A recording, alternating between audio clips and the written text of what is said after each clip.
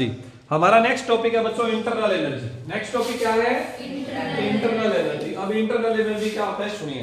वैसे मैं थोड़ा सा आइडिया इसके बारे में पहले ही दे चुका हूँ, बताया हुआ है कि नहीं हुआ? अरे हाँ या ना बोलो भाई। Yes sir.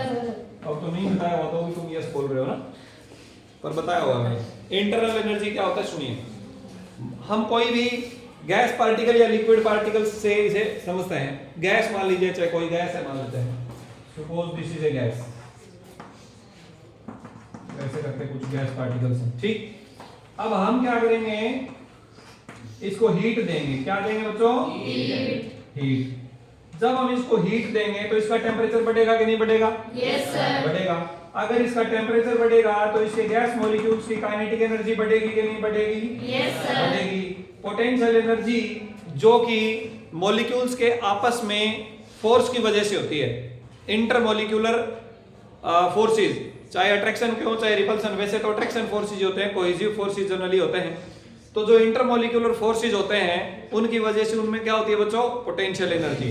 और काइनेटिक और पोटेंशियल जब हम दोनों को जोड़ देते हैं तो उसे बोलेंगे इंटरनल एनर्जी। क्या बोलेंगे बच्चों? इंटरनल। बताओ कोई दिक्कत है?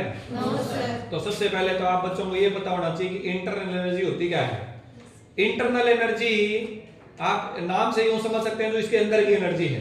अंदर की एनर्जी दो टाइप की होती है। एक तो होती है पोटेंशियल एनर्जी जो कि गैस पार्टिकल्स, या जरूरी नहीं सिर्फ गैस की बात करें, लिक्विड पार्टिकल्स भी, पार्टिकल्स में आपस में दो मॉलिक्यूल्स के बीच में फोर्सेस की वजह से होती है। इसे बोलते हैं इंटरमॉलिक्यूलर फोर्सेस। क्या बोलते हैं? Intermolecular forces. इसकी वजह से तो भी पोटेंशियल एनर्जी। और क्योंकि पार्टिकल्स आपस में दौड़ भाग करते रहते हैं, गैस पार्टिकल रैंडम मोशन में होते हैं ऑल टाइम्स, तो इसलिए उनमें होती है काइनेटिक एनर्जी। अंडरस्टूड और not?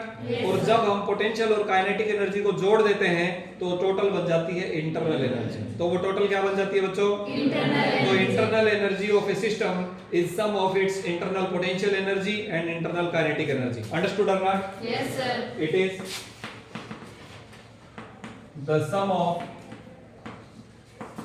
Internal potential energy and internal kinetic energy of system particles,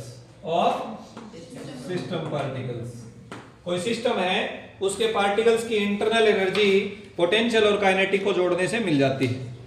बताओ यहां तक कोई दिक्कत है? ठीक है बच्चों, ठीक है जी। तो ये हो गया इंटरनल एनर्जी। अब क्योंकि ये एनर्जी है तो डेफिनेटली इसका ऐसा यूनिट जूल होगा। ऐसा यूनिट क्या होगा बच्चों? जूल होगा। इंटरनल एनर्जी भी थर्मोडायनेमिक स्टेट वेरिएबल होता है। इंटरनल एनर्जी भी थर्मोडायनेमिक स्टेट वेरिएबल होता है। जैसे pressure, volume, temperature, mass, composition होता है, ठीक वैसे ही internal energy is also a state variable. बोलो कोई दिक्कत किसी को? No sir. Any doubt to anybody? No sir. थोड़ा सा आगे बढ़ें। Yes sir. ठीक है जी। तो अब हमारे पास कुछ साइन कन्वेंशन है बच्चे जो हम थर्मोडायनेमिक्स में यूज करेंगे। साइन कन्वेंशंस क्या है वो सुनिए। पहली बात तो आपको ये पता होना चाहिए कि कन्वेंशन का क्या मीनिंग है। कन्वेंशन कोई बच्चे को पता है? Anybody know about this? No problem. Convention का मीनिंग है कि जो चीजें मान ली जाती हैं, जो चीजें मान ली जाती हैं और फिर उसे एज ए रूल वही कंसीडर किया जाता है। अंडरस्टूड और नॉट? Yes sir. जैसे कि पूर्व दिशा किधर है? पूर्व, पश्चिम, उत्तर, दक्षिण, ये चार नाम है ना हमारी दिशाओं के। Yes sir. अगर इनकी जगह हम कोई और नाम रख देते तो साम, दाम, दंड, भेद, तो उन्हें बोलते हैं ना कि ये दिशाएं हैं, ये साम दिशा है, ये दाम दिशा है। हाँ या ना बोलो? Yes sir. क्या मुझे एक बात बताओ, क्या सूर्य देवता ने खुद बताया था कि इधर पूर्व है, इसे पूर्व बोलना है? नहीं। जब मानव सभ्यता ने डेवलपमेंट हुआ, जब उन्होंने भाषा बनाई, भाषा निर्माण किया, तो कुछ शब्दों का निर्माण किया। उसी प्रकार पूर्व, पश्चिम, उत्तर, दक्षिण चार दिशाओं का नाम रख दिया। उनका नाम ये भी तो रख सकते थे हम, शाम, दाम, दंड, भेद, ABCD रख सकते थे, XYZ, PQRS, कुछ भी रख सकते थे। हाँ या ना बोलो? Yes sir. सोनू, मोनू, टोनू, चोनू, ये सब रख सकते थे। तो इसे बोलते हैं कन्वेंशन। इसे क्या बोलते हैं? कन्वेंशन। जो चीजें कन्वेंशनली सुपोज कर दी जाती हैं और फिर वो वैसे ही एज ए रूल कंसीडर कर ली जाती हैं। क्लियर हुआ कि नहीं हुआ? Yes sir. कोई दिक्कत किसी को? No sir. ठीक है। सूरज जिधर से उगता है उधर ही पूर्व है, ये माना गया है। अगर शुरू में ये मान लेते कि सूरज जिधर उगता है वो पश्चिम दिशा कहलाएगी तो हम उसे पश्चिम पढ़ते, तो वो कन्वेंशन होता। क्लियर? ठीक है, चलिए अब बात करते हैं। अब यहां पर कौन सा कन्वेंशन है? यहां पर कन्वेंशन ये है कि जो heat, internal energy, work done, तीन चीजों की बात करेंगे हम, वर्क डन, इंटरनल एनर्जी और हीट एनर्जी। ये प्लस कब लिए जाएंगे और माइनस कब लिए जाएंगे? प्लस कब लिए जाएंगे और माइनस कब लिए जाएंगे? देखो बेटे, जब work is done by the gas, work is done by the gas. जैसे मान लीजिए हमारे पास हमने एक कोई सिलेंडर ले लिया, इसके अंदर गैस ले लिया, ये पिस्टन है और मान लेते हैं पिस्टन ऊपर की तरफ जा रहा है, गैस पार्टिकल इससे टकरा के वर्क कर रहे हैं। When work is done by the gas तो वर्क डन पॉजिटिव लिया जाता है। वर्क डन क्या लिया जाता है? पॉजिटिव। और जब ये कॉन्ट्रैक्ट होगा, बाहर से हम फोर्स लगाएंगे, पिस्टन अंदर की तरफ जा रहा है, वॉल्यूम कम हो रहा है, तो वर्क हम गैस के ऊपर कर रहे हैं, work is done on the gas, work is done on the gas, तब उसे माइनस लिया जाएगा। क्या लिया जाएगा? माइनस। कोई दिक्कत किसी बच्चे को? No sir. तो पहला साइन कन्वेंशन क्या है? Work done by the gas, work done by the gas, जरूरी नहीं बाय द सिस्टम कह लीजिए, ज्यादा बेटर होगा, क्योंकि ज्यादातर हम सिस्टम की जगह गैस लेंगे तो इसलिए गैस भी बोल देते हैं। Work done by the system is taken as positive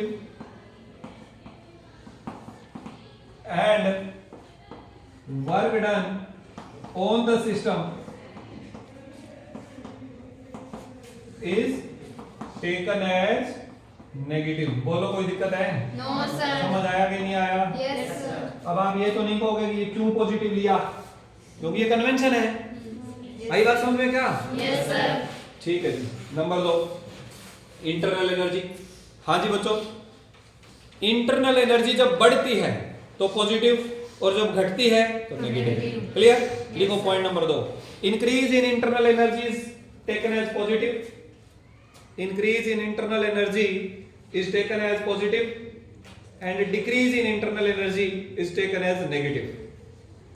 Increase in internal energy is taken as positive and decrease in internal energy is taken as negative. ठीक है? और कौन रहेगा? हीट। अगर हम हीट सिस्टम को देंगे, ध्यान से सुनो, अगर हीट सिस्टम को देंगे तो पॉजिटिव, हीट सिस्टम से लेंगे तो नेगेटिव। क्लियर हुआ कि नहीं हुआ? Yes, sir. लिखो point number 3, heat given to the system, heat given to the system is taken as positive and heat taken away from system या टेकन फ्रॉम द सिस्टम, दोनों ही लिख सकते हो, टेकन अवे फ्रॉम सिस्टम या taken from the system is taken as negative. कोई दिक्कत? No sir. तो साइन कन्वेंशन समझ आ गया प्यारे विद्यार्थियों? Yes sir. आगे बढ़े। Yes sir. अगला छोटा सा टॉपिक है इंडिकेटर डायग्राम। छोटी सी बात, इंडिकेटर डायग्राम क्या होता है बच्चों? इंडिकेटर डायग्राम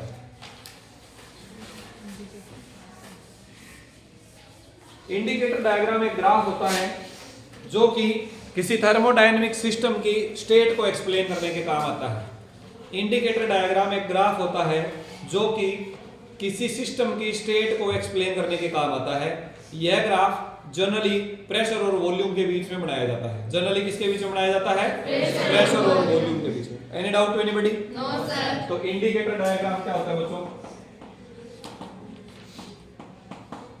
इंडिकेटर डायग्राम देखिए, it is a graph used to represent the state of a system. It is a graph used to represent the state of a system with the help of two means two thermodynamical state variables. Two thermodynamical state variables is called indicator diagram.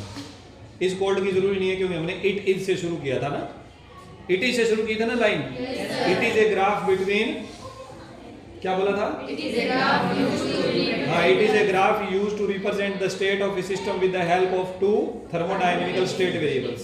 Clear हो गया कि नहीं हो गया? Yes sir. ठीक है जी। तो अब हम इसमें जनरली क्या बनाते हैं बच्चों? पीवी डायग्राम बनाते हैं। क्या बनाते हैं? PV diagram. पीवी डायग्राम का मतलब प्रेशर वॉल्यूम डायग्राम। तो मैं आपको जनरल से दो पीवी डायग्राम की अगर मैं बात करूं, मान लेते हैं कि इधर प्रेशर है और इधर वॉल्यूम है। तो ये जो ग्राफ है ये क्या शो कर रहा है? एरो दिखाना जरूरी है। एरो से हमें ये पता चलेगा कि आपकी शुरुआती स्टेट ये है कि ये है। अब बताओ ये वाली शुरुआती स्टेट है ना, Yes, sir. इस पॉइंट को जब आप वॉल्यूम एक्सिस पर मिलाओगे तो ये इसका इनिशियल वॉल्यूम है V1 और इसको प्रेशर एक्सिस पर मिलाओगे तो ये इनिशियल प्रेशर है P1। तो इस पॉइंट के यहाँ पर ब्रैकेट में हम लिख देंगे P1 V1।